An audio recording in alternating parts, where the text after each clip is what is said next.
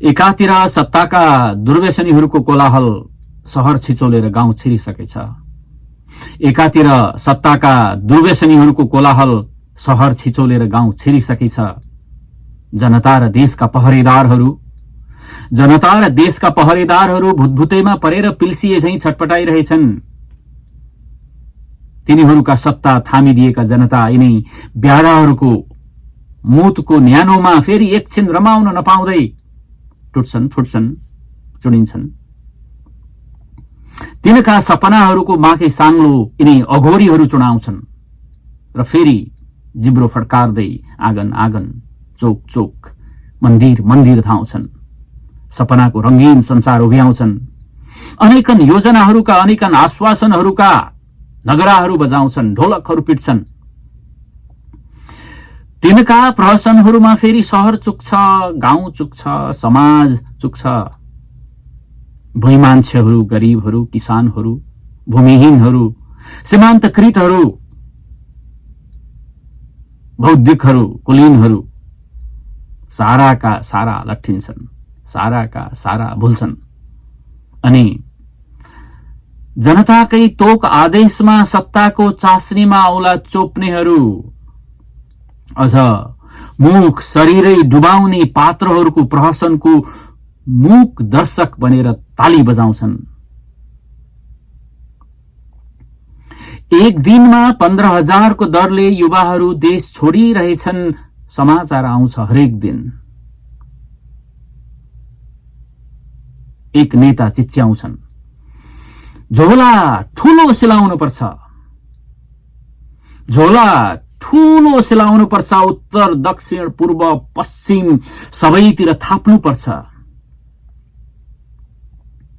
झोला ठूलो सिलाउनु पर्छ, उत्तर दक्षिण पूर्व पश्चिम सबैतिर थाप्नु पर्छ, सबैतिर माग्नु पर्छ, धक फुकाएर बाग्नु पर्छ।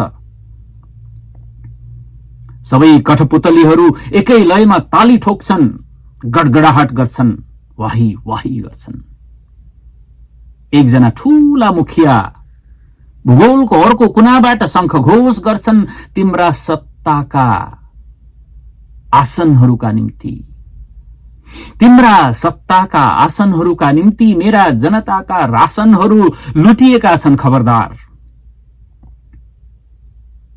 म छटपटिन्छु, आफैलाई प्रश्न गर्छु, यो राष्ट्र कहाँ उभिएको छ?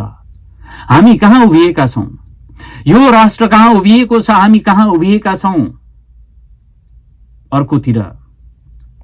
अर्कोतिर सत्ता रापको बिछोडमा छटपटिएका केही थान कुलीनहरू, अर्कोतिर सत्ता रापको बिछोडमा छटपटिएका केही थान कुलीनहरू, अभिजात्यहरू र तिनका आसेपासीहरूको बेचैनीमा केही बुख्याचाहरू समुन्नत देश देखिरहेछन्।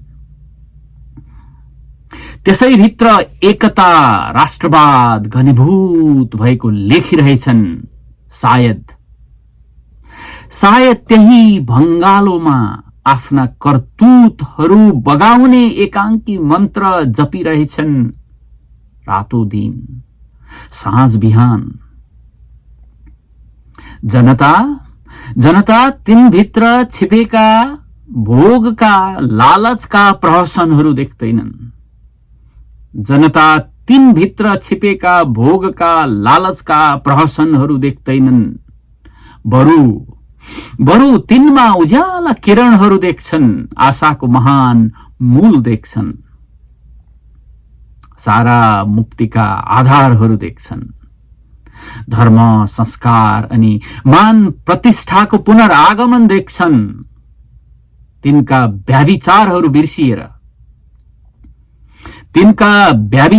बिर्सिएर तिनका आवरणहरूमा स्वच्छताका आधुनिक त्यागीहरू देख्छन्। क्षणभरमै इतिहासका कुरूप पानाहरू विस्मृत हुन्छन्। सायद इतिहास अर्को एक अध्येताको पर्खाइमा भग्नावशेषमा लीन भएको छ, या समयको दुश्चक्रभित्र विलीन भएको छ। अनि अनि बुवासाहरूको बथानमा तिनीहरूका रजगजहरूमा फ्याउराहरूको नस्ल मिसिन्छ।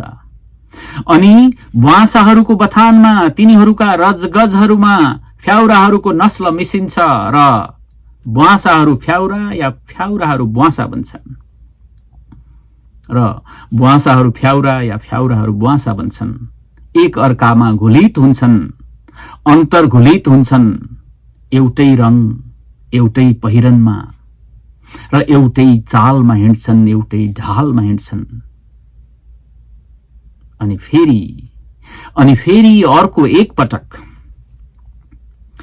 फेरि अर्को एकपटक देश जनता र समृद्धि, अनि फेरि अर्को एकपटक देश जनता र समृद्धि, फेरि अर्को कथा बन्छ, फेरि अर्को व्यथा बन्छ।